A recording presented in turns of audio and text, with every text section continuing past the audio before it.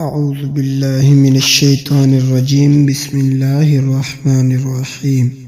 اصحاب کہف کا واقعہ قرآن کریم کے سورہ الکہف میں بیان کیا گیا ہے، جو کہ ایمان کی پختگی، توکل اور اللہ کی قدرت کی ایک عظیم مثال ہے۔ یہ واقعہ عام طور پر حضرت عیسیٰ علیہ السلام کے بعد اور نبی کریم صلی اللہ علیہ وسلم کی بعثت سے پہلے کا مانا جاتا ہے۔ اصحاب کہف کون تھے؟ یہ چند نوجوان تھے جن کی تعداد کے بارے میں مختلف روایات ہیں، مگر قرآن کریم کے مطابق اللہ ہی بہتر جانتا ہے۔ عام خیال 7 کا ہے، جو رومی سلطنت کے شہر افسوس کے رہنے والے تھے۔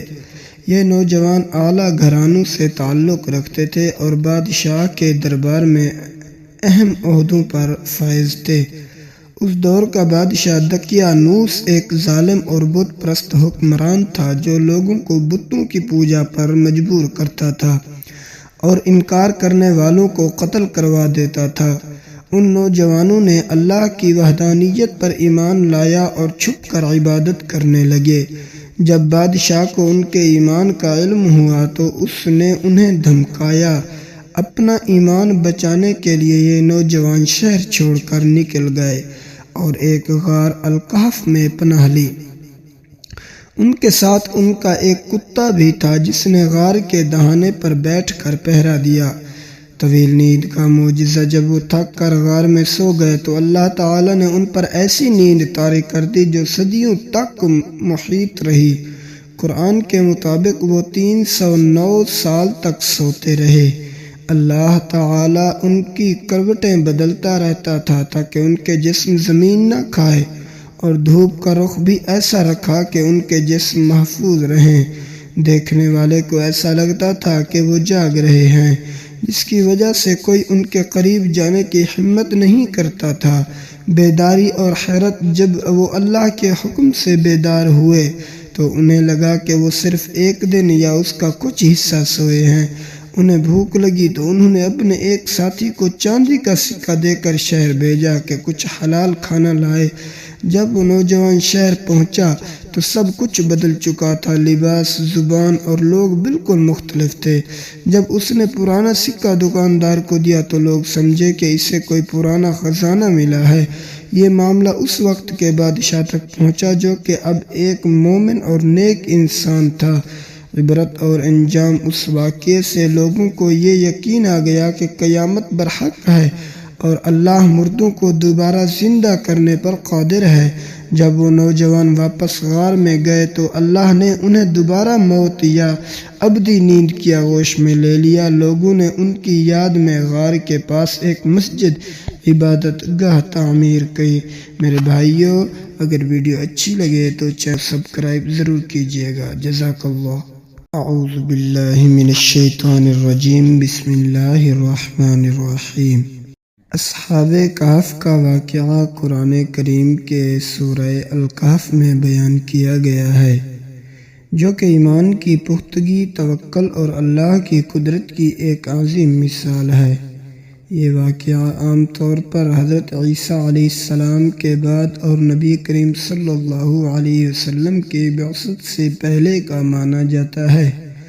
اصحاب کہف کون تھے؟ یہ چند نوجوان تھے جن کی تعداد کے بارے میں مختلف روایات ہیں، مگر قرآن کریم کے مطابق اللہ ہی بہتر جانتا ہے۔ عام خیال 7 کا ہے، جو رومی سلطنت کے شہر افسوس کے رہنے والے تھے۔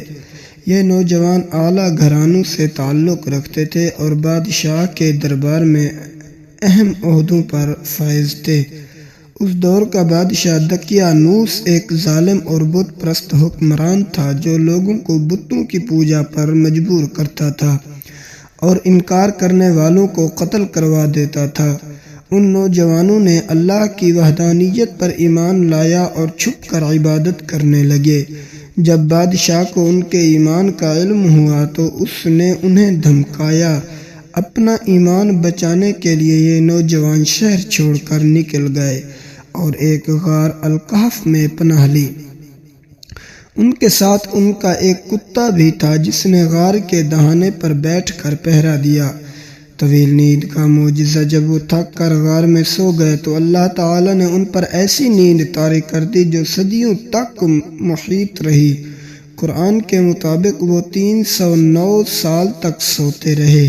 اللہ تعالیٰ ان کی کروٹیں بدلتا رہتا تھا تاکہ ان کے جسم زمین نہ کھائے، اور دھوپ کا رخ بھی ایسا رکھا کہ ان کے جسم محفوظ رہیں۔ دیکھنے والے کو ایسا لگتا تھا کہ وہ جاگ رہے ہیں، جس کی وجہ سے کوئی ان کے قریب جانے کی ہمت نہیں کرتا تھا۔ بیداری اور حیرت، جب وہ اللہ کے حکم سے بیدار ہوئے تو انہیں لگا کہ وہ صرف ایک دن یا اس کا کچھ حصہ سوئے ہیں۔ انہیں بھوک لگی تو انہوں نے اپنے ایک ساتھی کو چاندی کا سکہ دے کر شہر بھیجا کہ کچھ حلال کھانا لائے۔ جب وہ نوجوان شہر پہنچا تو سب کچھ بدل چکا تھا، لباس، زبان اور لوگ بالکل مختلف تھے۔ جب اس نے پرانا سکہ دکاندار کو دیا تو لوگ سمجھے کہ اسے کوئی پرانا خزانہ ملا ہے۔ یہ معاملہ اس وقت کے بادشاہ تک پہنچا جو کہ اب ایک مومن اور نیک انسان تھا۔ عبرت اور انجام، اس واقعے سے لوگوں کو یہ یقین آ گیا کہ قیامت برحق ہے اور اللہ مردوں کو دوبارہ زندہ کرنے پر قادر ہے۔ جب وہ نوجوان واپس غار میں گئے تو اللہ نے انہیں دوبارہ موت یا ابدی نیند کی آغوش میں لے لیا۔ لوگوں نے ان کی یاد میں غار کے پاس ایک مسجد، عبادت گاہ تعمیر کی۔ میرے بھائیوں، اگر ویڈیو اچھی لگے تو چینل سبسکرائب ضرور کیجیے گا۔ جزاک اللہ۔